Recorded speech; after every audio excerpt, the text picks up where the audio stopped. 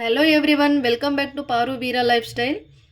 ఈరోజు మనం తోటకూర విత్తనాలను ఏ విధంగా సేకరించాలో చూద్దాము. తోటకూర ఇలా ఉన్నప్పుడు కట్ చేసుకొని దాన్ని 3-4 డేస్ ఎండలో ఎండబెట్టాలి.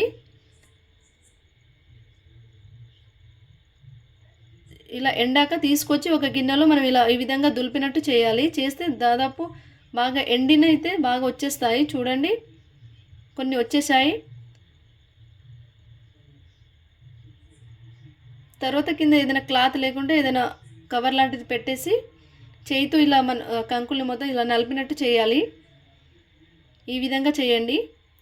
చేసి దాదాపు అన్నీ వచ్చేస్తాయి. చూడండి, ఈ బ్లాక్గా ఉన్నాయన్నీ తోటకూర విత్తనాలే. ఈ విధంగా చేసి దాదాపు అన్నీ వచ్చేస్తాయి.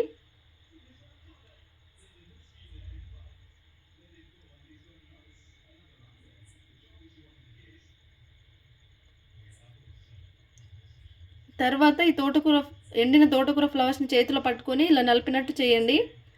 చేస్తే దాదాపు అన్నీ వచ్చేస్తాయి విత్తనాలు. ఈ విధంగా చేయండి, దాదాపు అన్నీ వచ్చేస్తాయి.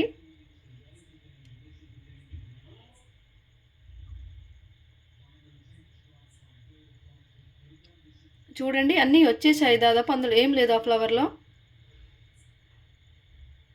చూడండి ఎన్ని వచ్చాయో విత్తనాలు, చాలా వచ్చాయి కదా.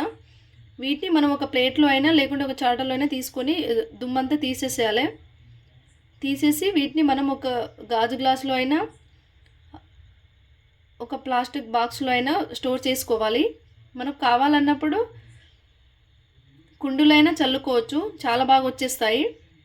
లేకుంటే మన ఇంటి దగ్గర ఎక్కడైనా ఖాళీ ప్లేస్ ఉన్నా చల్లుకుంటే చాలా బాగా వస్తాయి తోటకూర. చూడండి ఎంత బాగా వచ్చిందో. ఫైనల్గా ఇలా వచ్చింది. ఈ వీడియో కనుక నచ్చితే లైక్, షేర్, సబ్స్క్రైబ్ చేయండి.